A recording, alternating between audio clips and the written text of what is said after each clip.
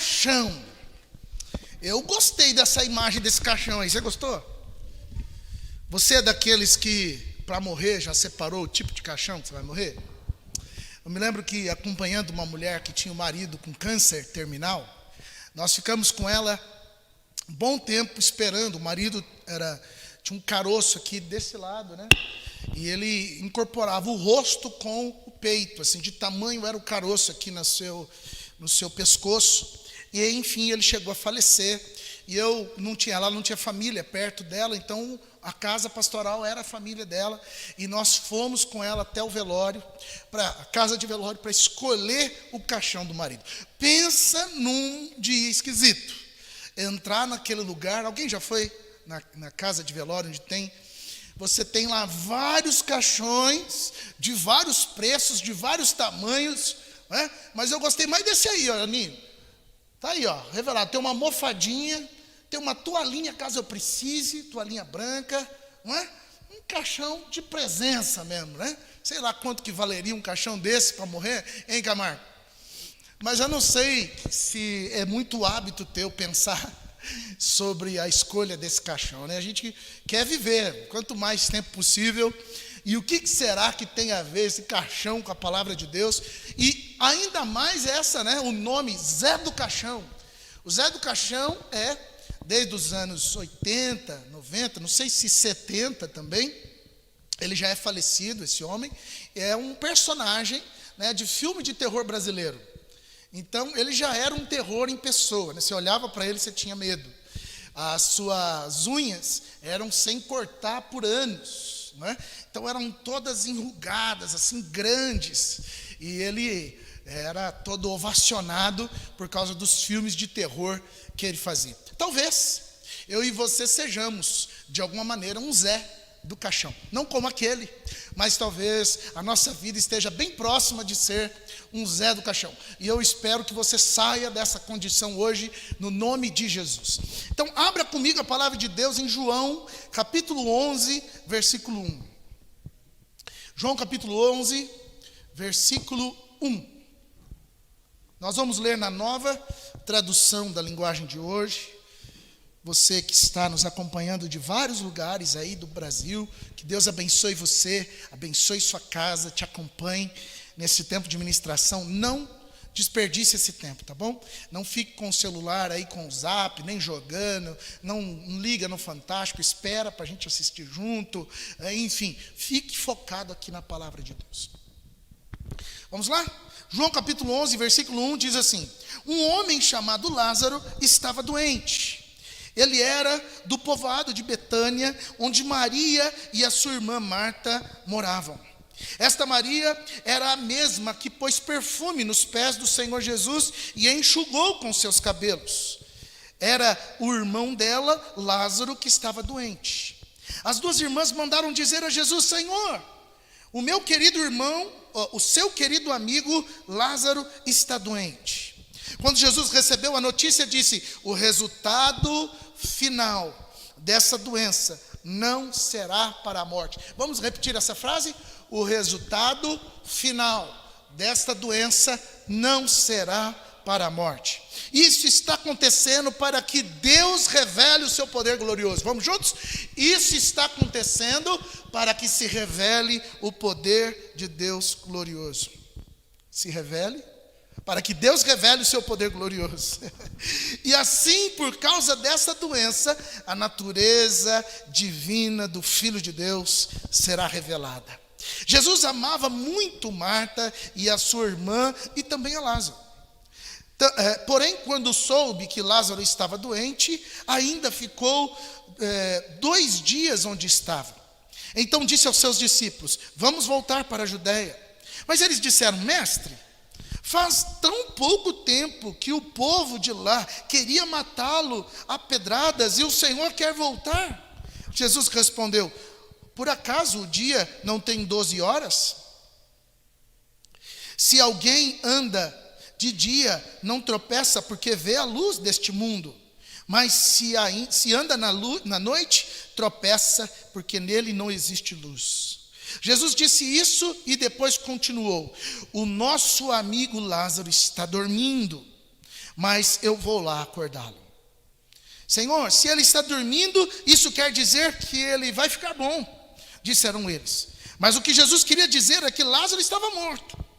Porém, eles pensavam que ele estivesse falando do sono natural. Então Jesus disse claramente: não, Lázaro morreu, mas eu estou alegre por não ter estado lá com ele, pois assim vocês vão crer. Vamos até a casa dele. Então Tomé, chamado o gêmeo, disse aos outros discípulos: vamos nós também, a fim de morrer com o mestre. Versículo 17. Quando Jesus chegou, já fazia 4 dias que Lázaro havia sido sepultado. Betânia ficava a menos de 3 quilômetros de Jerusalém. E muitas pessoas tinham vindo visitar Marta e Maria para as consolarem por causa da morte de Lázaro. Quando Marta soube que Jesus estava chegando, foi encontrar-se com ele, porém Maria ficou sentada em casa. Então Marta disse a Jesus: se o Senhor estivesse aqui, o meu irmão não teria morrido. Mas eu sei que mesmo assim, Deus lhe dará tudo o que o Senhor pedir a ele. O meu irmão vai ressuscitar, disse Jesus. Marta respondeu: eu sei que ele vai ressuscitar no último dia. Então Jesus afirmou: eu sou a ressurreição e a vida. Quem crê em mim, ainda que morra, viverá. E quem vive crendo em mim, nunca morrerá. Você acredita nisso?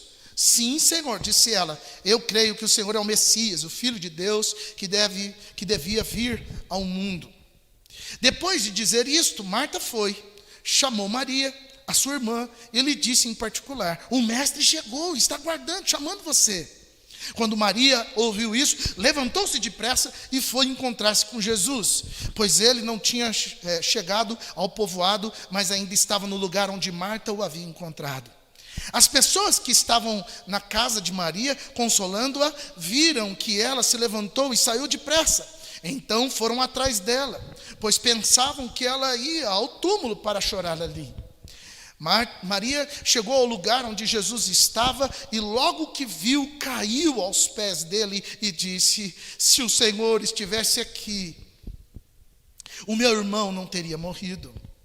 Jesus viu Maria chorando e viu as pessoas que estavam com ela chorando também. Então ficou muito comovido e aflito e perguntou: onde foi que vocês o sepultaram? Venha ver, Senhor, responderam ela. Jesus chorou. Então as pessoas disseram: vejam como ele amava Lázaro. Mas alguns deles disseram: ele curou o cego. Será que não podia ter feito alguma coisa para que Lázaro não morresse? Jesus ficou outra vez muito comovido. Ele foi até o túmulo, que era uma gruta com uma pedra colocada na entrada, e ordenou: tirem a pedra. Marta, irmã do morto, disse: Senhor, ele está cheirando mal, pois já faz 4 dias que foi o sepultado. Jesus respondeu: eu lhe disse que se você crer, você verá a revelação do poder glorioso de Deus. Então tiraram a pedra. Jesus olhou para o céu e disse: Pai, eu te agradeço porque me ouviste. Eu sei que sempre me ouves, mas eu estou dizendo isso por causa de toda esta gente que está aqui, para que eles creiam que tu me enviaste. Depois de dizer isso, gritou: Lázaro, venha para fora. E o morto saiu, e os seus pés e as suas mãos estavam enfaixados com tiras de pano, e o seu rosto estava enrolado com um pano. Então Jesus disse: desenrolem as faixas e deixem que ele vá. Uma situação muito parecida com a realidade que vivemos durante esses 2 anos de pandemia, e para a glória de Deus, hoje completa 25 dias que na nossa cidade não morre ninguém de Covid. Era para a gente dar glória, né? Aleluia. 25 dias sem morrer ninguém durante uma pandemia que matou milhares e milhares de pessoas. Também curou muita gente, né? Se recuperou, mas estivemos num ambiente como esse. Recentemente estivemos acolhendo a família dos Henriques com a morte da dona Ermelinda. E como foi doce e suave poder vê-los chorando, porém consolados por saber que a mãe estava nos braços do Senhor. Mas nunca é legal Nunca é um lugar satisfatório para nós. Ninguém acorda de manhã dizendo, eu quero ir no velório. A não ser aquelas mulheres que choram, como é que chamam elas? Parideiras, né? Eu acredito que seja esse nome. As mulheres que são contratadas para chorar em velório. Elas ficam esperando. Carpideiras, né? Elas ficam aguardando um anúncio aí do rapaz que passa na rua, anunciando que o fulano morreu, e elas vão lá. Mas, do contrário disso, ninguém deseja um ambiente de morte. A gente sempre deseja que Deus traga alguma solução, algum escape, alguma saída. A gente não sabe lidar com a ideia da morte. O próprio Jesus, quando morre também, causa esse mesmo alvoroço. 3 dias angustiantes, pessoas desistiram da fé, pessoas abriram mão de toda aquela trajetória que eles tinham vivido com Jesus, porque não sabem lidar com a morte. Mas enfrentar a morte nada mais é do que fruto da humanidade. Então, o ambiente morte é um ambiente possível na vida dos humanos. E a tal da amizade com Jesus faz com que a gente espere que nada aconteça de mal, de ruim, né? A gente diz assim, nossa, mas tão bom, como pode ter morrido assim, né? Nossa, tanta gente ruim. Quem já falou isso? Assim, não precisa levantar a mão. Tanta gente ruim para morrer, vai morrer logo esse aqui, né? Imagina aí, o Brasil entrou em luto por causa da morte da Marília Mendonça. Pessoas que nunca ouviram a música dela passaram a ouvir. Parece que subiu assim, estrondosamente, as músicas dela no Spotify, depois que ela morreu.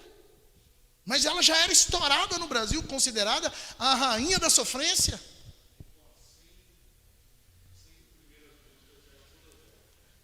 As 100 primeiras músicas no mundo, né? No Spotify do mundo, as 100 primeiras músicas mais tocadas é da Marília Mendonça nesses últimos dias. Então imagina o luto que está cercando essas pessoas que são fãs e tal, e muitos deles, né, com a ideia de que ela tinha uma raiz cristã, de que a mãe era crente. Muitos deles certamente oravam para que nada de mal acontecesse com ele, né, com ela. Eu sei que a mãe de qualquer um de nós, quando vai vendo a gente fazer alguma viagem de avião, ora pedindo, guarda meu filho, guarda minha filha, não é verdade? Nós estamos agora treinando os nossos filhos para irem sozinhos à escola. Eles vão a pé até o João Maria. E a gente, então, tem um acordo. Eles vão e quando chega lá, liga. Tá tudo bem, pai. E teve um dia que eles não ligaram. Esse dia nós entramos em desespero, porque não sabíamos se estavam bem ou se não estavam, e a gente fez o corre para poder saber da notícia deles. Mas a nossa angústia é poder perceber que eles ligaram e disseram, está tudo bem, a gente chegou na esquina de casa, da escola. Mas há um ambiente possível, passivo, de qualquer um de nós enfrentarmos a morte, apesar de sermos amigos de Jesus. Apesar de sermos cristãos, apesar de sermos da igreja, apesar de ser pastor, nós estamos num ambiente chamado humanidade que pode ser passível de morte. Mas da mesma maneira que nós somos passíveis à morte, nós também somos suscetíveis à glória de Deus que provoca o impossível. Se nós estamos acostumados a encarar o peso da morte, por mais destrutivo que seja, nós também precisamos nos acostumar de que Deus, apesar disso, pode manifestar o seu poder a qualquer hora, a qualquer momento, basta Ele querer. Então, o vilarejo de Betânia estava possuído do pensamento da morte, mas logo que Jesus chega, ele muda aquele ambiente, muda a perspectiva das pessoas, porque é isso que Jesus faz, ele coloca esperança de volta no coração das pessoas, e o milagre para esse Jesus não é nada extraordinário, é parte da natureza de Deus, realizar milagres, realizar prodígios e sinais, fazer com que a humanidade perceba o agir de Deus, até mesmo vencendo a morte. Para Deus é a sua natureza, Ele faz isso como a gente escova o dente de manhã. Mas para nós é algo arrojado, fora do quadrado. Então eu quero que você encare a ideia de que Jesus estava olhando para a morte como um sono profundo. Mas os discípulos ou as pessoas que estavam ali ao redor estavam tentando diminuir a capacidade de Deus fazer um milagre. Porque se ele está dormindo, então ele vai acordar. Por isso que Jesus volta atrás em dizer, não, ele não está dormindo, ele morreu mesmo. Porque para Deus, a natureza dele vê qualquer possibilidade, qualquer impossibilidade, qualquer lugar improvável, ele vê como provável. Qualquer lugar que não vai dar, ele vê que pode dar. Então por isso ele olha para o problema, ele olha para a dor do tamanho que ele é. Então imagina, né? Deus, o velhinho, olhando para o nosso problema. Usando uma lente de aumento, quem sabe uma lupa, mas eu estou olhando para aquele problema como uma coisa que não vou conseguir vencer. Como a morte, por exemplo. Então é nesse contexto que Deus ensina para nós 3 coisas maravilhosas que podem devolver a nós o regozijo e a esperança, e é disso que eu quero conversar com você. Primeiro, eu e você precisamos desenvolver empatia. Quando você olha para o texto, lá no versículo 35 diz, Jesus chorou. E alguém olhou para essa expressão de Jesus chorando e disse, oh, veja como Jesus amava essa família.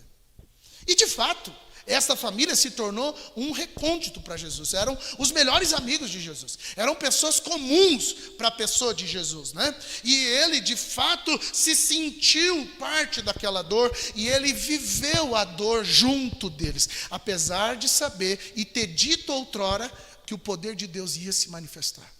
Então Deus não é como a gente que simplesmente diz, vai dar tudo certo. E a gente diminui, tenta apagar a dor das pessoas. Né?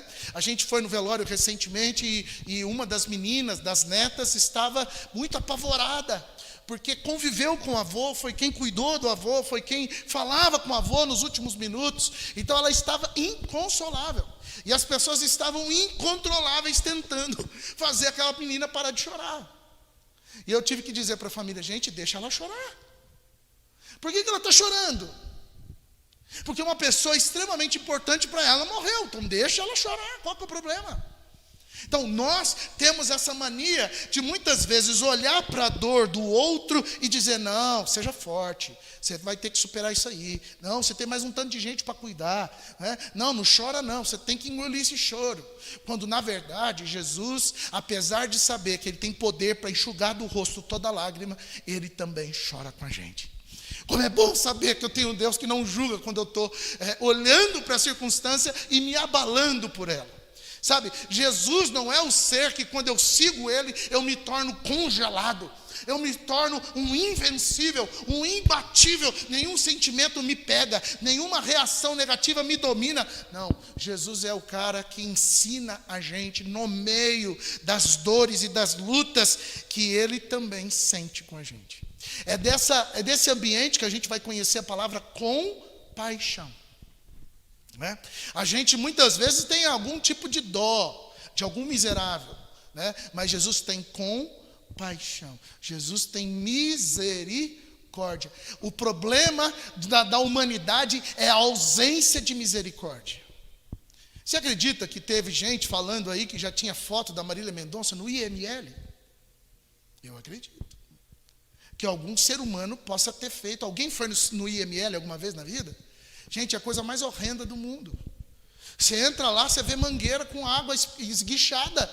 Ou seja, o corpo é lavado com mangueira. Então, apesar de ter todo aquele preparo, aquela ornamentação, tem também a ideia de que é só um corpo. Não tem mais vida ali. E um dia uma menina, filha do rapaz que morreu, quis ver o pai, e eu não consegui segurar. E, enfim, tive que ir com ela. Senhor, que imagem terrível. Faltou na menina que trabalhava na funerária um certo tipo de compaixão. Não se põe ninguém para ver o morto deitado numa maca gelada, com aquela água escorrendo pelos pés. A gente precisa olhar um pouco mais ao nosso redor e perceber pessoas que estão sofrendo e sofrer com elas.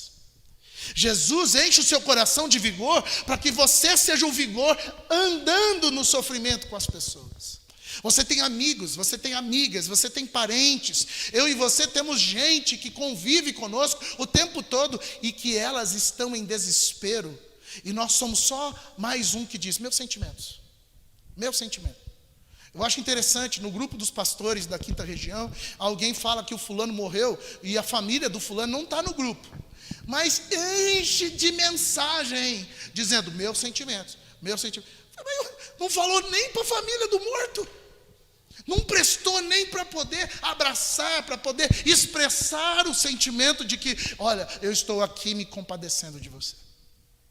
A gente quer mais, no nosso interior, viver das nossas grandes vitórias e ficar preocupado com os nossos bons resultados. Se Deus está sendo bom comigo, não importa se o fulano está sofrendo.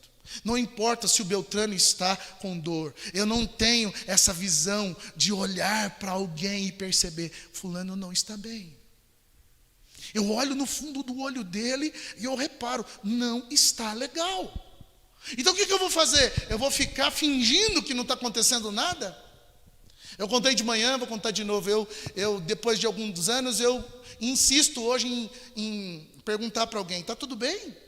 Aí a pessoa diz: está tudo bem. E se ela me pergunta, eu digo: se eu não estou bem, eu falo: eu não estou bem. E as pessoas entram em desespero quando você diz isso. Quando você fala para elas: eu não estou legal. Quando você está bem? Estou indo, estou lutando. Não é? Às vezes eu invento umas falas assim: eu estou lutando e vencendo. E aí a pessoa simplesmente continua o assunto. Ela não quer saber se eu estou precisando de ajuda. Ela não quer saber se a senhora está com alguma dor acima da média. A senhora tem que esperar a fila igual todo mundo. Porque falta em nós o mesmo sentimento que estava em Jesus: a compaixão. Esse é o primeiro ensinamento. Eu e você, em dias de mortes terríveis, nós precisamos nos mover com paixão. Segundo, busque sempre uma fé ativa em Jesus nas suas ações. Mantenha a sua fé ativa nas suas ações. Olha, a fé ativa significou para Jesus essa empatia. Ele chega, todo mundo repara: olha, ele é o Deus na terra, mas ele também chora. Mas olha adiante o que ele faz: manda tirar a pedra. Uma ação positiva. Ele não fica cercado de dor e não sabe o que fazer. Essa é a diferença de Jesus. Ao invés da gente falar meus sentimentos, ao invés da gente falar não deixa ela chorar, deixa ela chorar e eu vou oferecer um banquete de esperança para ela. Então Jesus olha para aquela circunstância, chora com eles, mas diz: remova a pedra. Mas Senhor, remova a pedra. Uma atividade de expectativa, de esperança. Jesus sabia que aquele homem podia voltar a viver, então ele agiu. Se você é um homem, uma mulher de Deus, não desista das circunstâncias com facilidade. Haja pela fé. Não entregue os pontos assim, logo que acontece o problema, porque Deus ainda pode agir. Um milagre ainda pode acontecer. Recentemente estávamos orando para uma família que não conseguia engravidar. E a família já estava dizendo: olha, vai ser a última vez. Nós não queremos mais. Está doendo. E nós continuamos a orar, insistimos com a oração: está grávida. Porque Deus age a partir da nossa fé. Quando eu tenho fé, as minhas atitudes provam isso. Porque elas mudam o DNA daquela realidade. E aí ele fala: eu te dou graças, só para o povo entender que é Deus que está fazendo. Eu te dou graças, Senhor, mas agora eu quero que Lázaro saia para fora. Sair para fora é uma palavra errada no português, né? Como que chama isso? Essa dobra, quem sai já sai para fora. Pleonasmo. Eu estava com medo de errar. O pleonasmo para a Bíblia é ênfase. Então a Bíblia diz: em verdade, em verdade. Opa, isso aqui é uma coisa importante. É onde está o marca-texto ali firmado para aquela pessoa prestar atenção. E este homem chamado Jesus disse para Lázaro: saia para fora. Ou seja, ele foi enfático, ele tinha clareza, ele tinha a evidência do reino de Deus sobre ele. Então ele invocou pela autoridade a vida que estava morta. Ele trouxe de volta.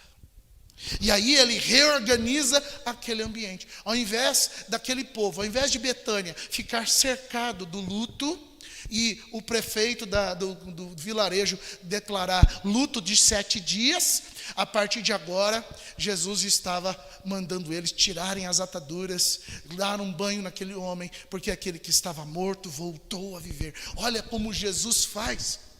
Jesus é aquele que entra, sente a dor, mas começa a agir logo em seguida para mudar a realidade. E eu quero declarar isso para você. Em qualquer realidade que você viver, Jesus vai sofrer com você, mas também vai começar a dar pontos para que você saia do teu ambiente de prejuízo. A vida precisa de pessoas que levem esperança. A vida precisa de gente ousada que crê no milagre. A vida precisa de gente que, pela autoridade de Deus na terra, pode ver coxo andando. Cego andando, dá para ver, né? Cego vendo, mudo falando, endemoniados sendo libertos. Sabe por que isso tem parado de acontecer no meio de nós? Porque a gente tem parado de crer. Porque a gente vive num ambiente mais conformado do que no ambiente de milagre. E Jesus está dizendo para nós: você crê que coisas maravilhosas podem acontecer no meio de vocês? Sim, eu creio. Então seja a esperança que o mundo precisa. Saia por aí declarando a vida de Deus e você vai ver o que vai acontecer. Agora, nem tudo são flores nesse texto. Aí vem a nossa parte prejudicial para a vida. É a terceira coisa que eu aprendo nesse texto. Saia do seu caixão. O ambiente do caixão representa algo que está sendo levado da nossa vida para o desgaste e para a morte. A nossa história tem vários ambientes sendo conduzidos. Caminhando eu vou, mas não é para Canaã, é para a morte, é para ver aquilo acabar. Talvez você não está vendo, mas talvez a tua família está indo ao fracasso, né? Ontem tinha aula dos novos convertidos e eu comecei a dizer: olha, para onde que você está indo? Qual que é o seu destino? E a pessoa dizia assim: ser feliz. E eu disse: não, querido. O seu destino é a eternidade. Você está vivo para viver eternamente. Esse é o seu destino. A felicidade é uma ferramenta que Deus coloca no meio do caminho, mas não é seu alvo. Todas as pessoas que insistem em ser felizes, na verdade, estão construindo sua vida em desgaste. Todas as pessoas que insistem em ser belas, em ser bons, em ser produtivos, estão conduzindo a sua vida ao fracasso. E muitas pessoas poderão dizer: Senhor, eu não tenho no meu dia prazer. Eu tenho tudo e eu não tenho nada. Eu conquistei várias coisas, mas a minha vida continua no frangalho. Por quê? Porque eu não sabia, mas eu estava escolhendo o meu caixão para enterrar tantas e tantas coisas. Eu permito que muitas vezes na minha vida alguns caixões são escolhidos. E Deus trata de logo entrar naquela realidade e dizer: não é para a morte, o que está acontecendo é para a vida. Todos os ambientes de destruição na minha vida, na minha família, todos os nãos que eu levei, todas as portas fechadas que eu vivi, todo o ambiente a ponto de desejar a morte que eu enfrentei, todos eles foram mudados de DNA. E Deus trouxe-me para a vida outra vez. Então eu preciso começar a crer que os meus caixões estão à beira de acabar. Eu não vou mais ser um Zé do caixão. Eu não vou ser mais uma pessoa programada para encerrar muitas coisas na minha vida, e eu já estou me preparando para poder resolver o meu casamento com o divórcio, para poder resolver a minha vida com a morte, para poder resolver o problema dos meus filhos com o envio para a avó cuidar. Eu vou resolver as minhas situações criando a expectativa de que Deus está comigo. E se Deus está comigo, o que Ele faz? Ele estoura a bolha existencial.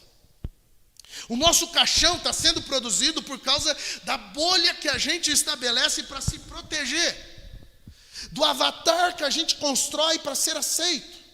Há um livro que eu quero ler com vocês um dia, que chama O Impostor que Vive em Mim. E a gente olha para esse livro e já logo imagina, ele vai me dar um soco na cara. E é verdade. Porque ele diz, eu faço um personagem para ser aceito na sociedade. Eu sou uma pessoa fora de casa e eu sou outra pessoa dentro de casa. É muito provável que a gente tenha expressões de muita conversa, de muito diálogo fora de casa, mas em casa nós somos pessoas travadas, caladas, mudas. É muito provável que a gente sorria fora de casa, porque o protocolo social pede para a gente sorrir, pede para a gente estar bem. Imagina, você trabalha numa loja e você tem que ficar bem o tempo todo, mas você entra em casa e você é obrigado a tirar aquele sorriso e pôr a tua máscara de tristeza. Há um ambiente onde forma em nós a necessidade de parecer feliz, mas é só, na verdade, uma proteção para a gente se defender do mundo.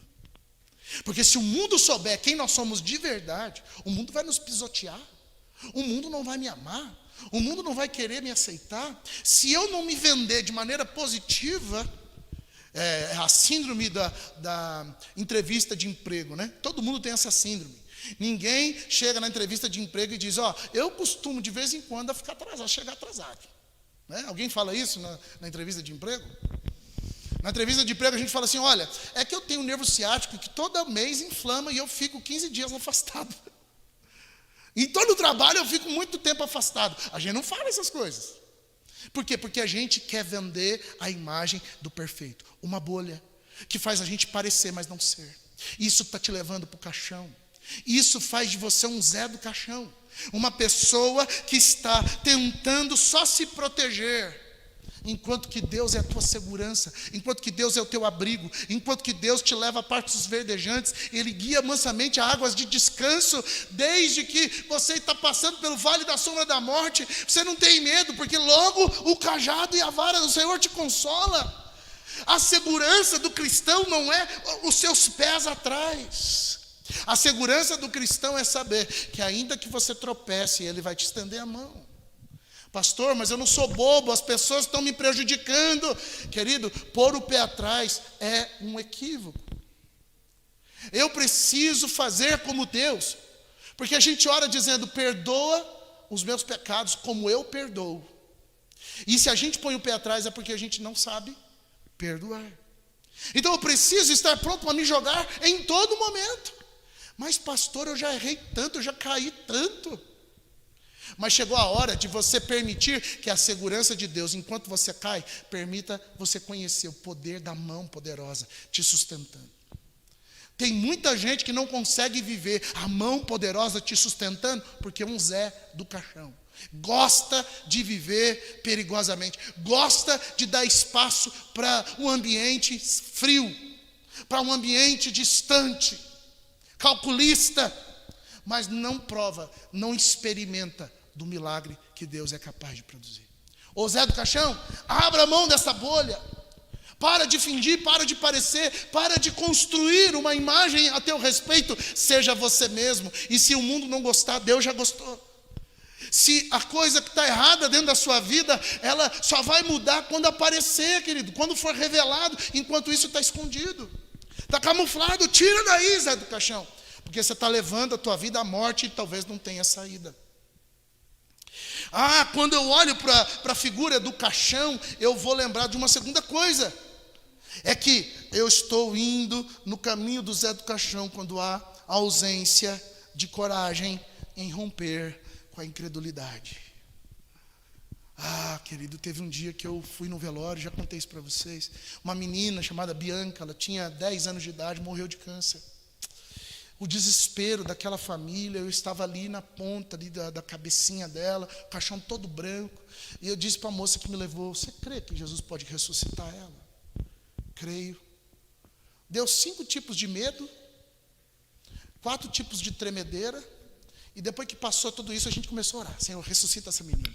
Ressuscita essa menina. Senhor, traz essa menina de volta. Glorifica o teu nome aqui, Senhor. Faz as pessoas saberem que o Senhor é Deus em Israel. E começamos a crer e profetizar e tudo mais. E aí, nitidamente, a gente ouviu a voz de Deus falando: se eu ressuscito, ela vai virar o Deus dessa família. E eu não troco a minha glória com ninguém. Mas foi um desafio muito grande poder sair da incredulidade e começar a crer que aquele impossível podia acontecer. Sabe, talvez você e eu estejamos com tanto pé atrás com Deus e com as pessoas por causa das frustrações.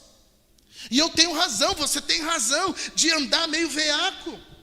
A gente tem razão de andar meio desconfiado, meio na incredulidade por causa das influências do meio em que a gente vive, daquilo que a gente viveu a vida inteira ouvindo. A gente tem a possibilidade de olhar para as circunstâncias sempre de duas maneiras. E a gente opta por um ou outro. Esse copo, ele está meio cheio ou meio vazio? Meio cheio? Quem acha que está meio vazio? Depende do jeito que você olha, está meio vazio. O pessimista é assim, o pessimista olha para tudo que está faltando e reclama. No meio da adversidade da vida, o que mais tem é gente reclamona, é gente murmurando, é gente questionando, é gente tendo a incredulidade. E essas pessoas que murmuram o tempo inteiro são Zé do Caixão. Estão programadas para morrer e se enterrar. Não há milagre, não há perspectiva de milagre quando você é pessimista. Depende do jeito que você olha para a tua realidade, você vai viver um milagre ou você vai morrer com a necessidade de milagre. Então, querido, de tudo eu preciso programar o meu coração para vencer a preguiça, para vencer a incredulidade e permitir que a glória de Deus me alcance e eu tenha fé para crer. Pensa comigo na pessoa ruim, uma pessoa difícil de conversão, uma pessoa que você fala assim: ih, pastor, eu já tentei de tudo. Querido, rompa com esse já tentei de tudo. Rompa. Seu marido, sua esposa, seu amigo, pode ser a pessoa mais difícil do mundo, mas Deus tem autoridade para trazer o da morte para a vida. Volte a crer, volte a acreditar. Deus pode mudar qualquer circunstância. Creia, ouse crer, vença, tenha coragem para crer, porque vai precisar que você vai deixar de se defender. Eu sei que é difícil no meio da crise, no meio do problema, você deixar de se defender. Mas, querido, se Deus não guardar a sua vida, é em vão a tua proteção. Então se joga para oferecer a Deus tudo que você tem de expectativa. Como é a tua expectativa para você terminar o ano? Como é a tua expectativa para começar o ano que vem? Quantos de nós estão vibrando com sonhos? Ou quantos de nós estão dizendo: vamos ver qual é que vai dar? Quantos de nós estão olhando para a vida e dizendo: está difícil, hein? Meu Deus, como que vai ser a política agora? Como que vai acontecer aquilo? E agora? Tem uma terceira via saindo aí, e agora? E a gente, ao invés de produzir uma palavra de fé, de autoridade, eu sei que meu Deus há de operar um milagre, a gente se acovarda. Por isso, querido, por último, vença a preguiça. Não deixe a preguiça ser maior do que as promessas de Deus. Deus falou na pessoa de Jesus: este homem vai voltar a viver. O que vai acontecer? Ele vai voltar a viver. Agora, não queira permitir que aquilo que está morto, que Deus quer que morra e acabe, não queira que aquilo ressuscite, porque vai te fazer mal. Mas tenha certeza que o que Deus pronuncia, da sua boca sai virtude, e mesmo que demore o tempo que for, vai acontecer. Esses dias, eu e Kátia estávamos morocochô, e a gente começou a ativar no nosso coração as palavras que Deus já falou para nós em outros momentos. E a Kátia tem anotado, assim, foi no dia tal, no ano tal, e nós começamos a olhar para estas palavras. Eu não sei se você tem esse hábito de anotar o sermão, de ter ali, olha, quando Deus me falou tal coisa, quando eu vi que vai acontecer tal coisa. Ativa a sua memória, desliga a televisão, desliga você ficar vendo o feed do Instagram, desliga aquilo por algum minuto e gasta tempo dizendo: eu quero revitalizar a promessa de Deus sobre a minha vida. Eu quero que a palavra de Deus se cumpra na minha vida. E eu vou voltar a crer. Eu vou voltar a acreditar. Olha, só emagrece quem vence a preguiça de levantar do sofá e fazer a caminhada. Comer direitinho, não é nutricionista. Comer talo de couve. Queijinho prato na manhã. Só vence na academia quem quer ter coragem para enfrentar a preguiça. Senão você não vai na academia, querido. Tem gente que diz assim: eu só vou fazer exercício se eu pagar, porque daí eu sou obrigado a ir. Então pague, querido. Pague, porque senão você não vai sair do lugar. A vida vai ser sempre essa, e as doenças vão te pegar, enquanto Deus está programado para te dar vitalidade. Enquanto Deus está programado para te dar saúde integral, você está programado para ser um Zé do Caixão. Para de ficar cercado da morte. Seja um homem, uma mulher cercada de vigor e de esperança. Por isso eu quero declarar aqui agora: Lázaro, Zé do Caixão, sai para fora. Eu estou convidando você a deixar o teu caixão de lado. Para nós só vai existir uma morte, que é essa física, e no tempo certo. Fica tranquilo que cada um tem a senha da fila invisível da morte. Eu não sei a minha senha, não sei a senha de vocês. Mas se alguém quiser a minha senha, eu estou passando a vez. Se alguém quiser ir no meu lugar, pode ir, querido. Mas eu quero cumprir, enquanto eu tiver fôlego de vida, toda a promessa do Deus vivo em mim. Mas eu não vou viver se eu continuar na preguiça. Eu não vou viver se eu continuar desacreditando do que Deus é capaz de fazer. Eu não vou viver se no meu ambiente de vida tudo é incredulidade, tudo é pessimismo, tudo é algemado na ideia do não tem jeito, que saco. Para com a sua reclamação. Você tem um amigo, uma amiga que só serve para reclamar. Para. Deus está mandando você parar. Não reclame, não murmure, tenha esperança. Então sai do caixão. Pega agora o teu horizonte, pega agora a tua perspectiva da palavra, aquilo que você guardou para você, e sai desta condição moribunda, sai desta condição fragilizada, menosprezada, ridicularizada, porque Jesus chegou, e quando Ele chega, Ele muda a realidade. Então saia daqui de levanto, com os olhos levantados, e pode dizer: o meu Deus há de cumprir em glória todas as suas promessas na minha vida. A minha casa é um lugar de bênção. Entra na tua casa hoje, querido, de um outro jeito. Ao invés de ser igual você chega todo dia, você arranca o sapato, coloca um aqui, outro lá, vai jogando bolsa, a mulher vai fazer alguma coisa para você comer, ou você mesmo vai preparar um ovo estalado, sei lá o que vocês comem ao sair da igreja, né? Pede uma pizza na Trivial, querido. Um lanche, peça pizza só na Trivial, querido, por favor. Entendeu? Então a gente vai olhando para esse final de dia e vai dizendo: nossa, amanhã tem que trabalhar, amanhã tem que acordar cedo. Nossa, misericórdia, aquele pastor não para de falar, aquele culto não demora, não acaba logo. Senhor, para com isso. Chega na tua casa e diz: eu vou vencer. A minha semana será extraordinária. Se eu tiver que passar pelo vale da sombra da morte, eu não vou temer. Não é porque eu sou frio, é porque eu tenho um Deus que está comigo, que é empático. Eu tenho um Deus que, se eu cair, Ele vai cair comigo. Ele não vai me abandonar porque eu caí. Não existe essa história em lugar nenhum do panteão de qualquer lugar do mundo. Só existe o Deus, o nosso Pai, capaz de fazer de você um lugar permanente de habitação dEle. Então, para que ficar roçando a morte desse jeito? Para que ficar roçando a impossibilidade desse jeito? O seu filho vai voltar a viver.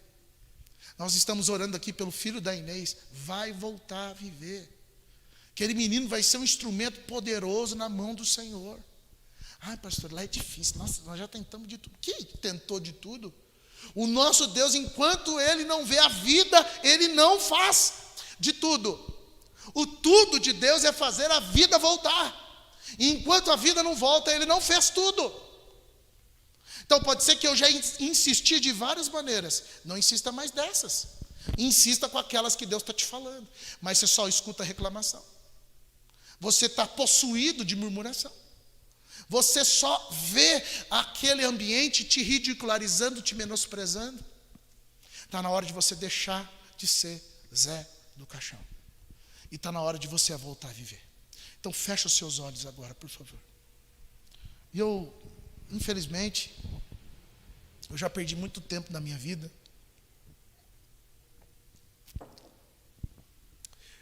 tendo uma esperança fragilizada, oscilante. Isso acabou com a minha saúde. E eu preciso entregar diante de Deus agora toda a perspectiva algemada, presa, cheia de incredulidade. Será que Deus vai fazer? Deus, o Senhor vai fazer mesmo. O Senhor prometeu, mas o Senhor vai cumprir.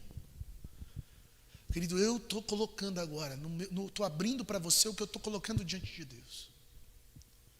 Paira sobre a minha vida, em alguns momentos, a incredulidade. Será que Deus vai fazer mesmo? É muita loucura. É uma mudança muito radical.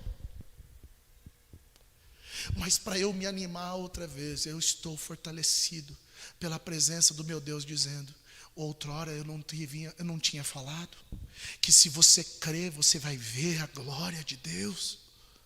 Volte a crer. Volte a confiar no Senhor. Pai, nós colocamos aqui a nossa vida no teu altar. Ó Deus, é um negócio estranho para nós voltar a acreditar que tem esperança no mundo. Voltar a acreditar que a vida pode ser diferente outra vez. É meio esquisito olhar para mim, olhar para a minha realidade e acreditar que o fôlego vai voltar de novo, que eu vou conseguir sair para fora. Mas segundo a tua palavra, eu volto a crer. Eu rompo com a incredulidade, eu rompo com a preguiça, eu rompo com a ideia de um Deus que não se importa com a minha dor. E eu permito que o Senhor jogue fora os meus caixões. Que o Senhor tire de mim o hábito de murmurar, tire de mim o hábito de reclamar, tire de mim o hábito de desconfiar de tudo. E me faz ser jogado nas tuas expectativas, na tua atmosfera, e me faz crer ousadamente. Senhor, naquele lugar ninguém ousou crer que aquele homem podia voltar a viver. Senhor, aquele ambiente era tão cheio de amor, mas tão frio espiritualmente. Dá-nos a chance de romper com a frieza espiritual. Ah, Deus, chega de homens e mulheres que sabem da Bíblia, mas a Bíblia não se move no coração. Chega de pessoas que convivem com a igreja, mas a igreja não mexe com a profundidade da sua alma. Nós queremos ser pessoas chacoalhadas, sacudidas, transbordantes da tua glória. E nós queremos ver que no lugar da má expectativa, nós queremos ver que no lugar do pessimismo, no lugar das palavras negativas, haverá sempre uma palavra de expectativa nova, de mudança da nossa esperança, porque a tua palavra diz que nós podemos nos alegrar nas tribulações, porque as tribulações geram persistência, a persistência gera experiência, e a experiência gera esperança que não traz confusão. Nesta noite eu quero te pedir: restaura a esperança da tua igreja, restaura o coração deste homem, desta mulher, para que a fé volte a viver, a fé volte a impulsioná-lo. Deus, desperta o teu povo na madrugada, desperta o teu filho e a tua filha para buscar a tua presença. Pai, que nós possamos te ouvir e o Senhor falar: eu não tenho esse ambiente para a morte, esse ambiente para manifestar a glória de Deus, e a gente só ficar ali aguardando o que Deus vai fazer. Mas Deus vai fazer.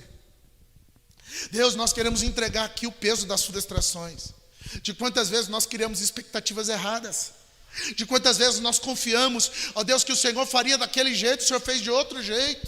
Nós confiamos demais no nosso sonho, na nossa vontade, e nós agora caímos no descrédito, e as portas estão mais fechadas do que abertas. Nós não estamos conseguindo romper, mas nós estamos entregando no teu altar, Senhor.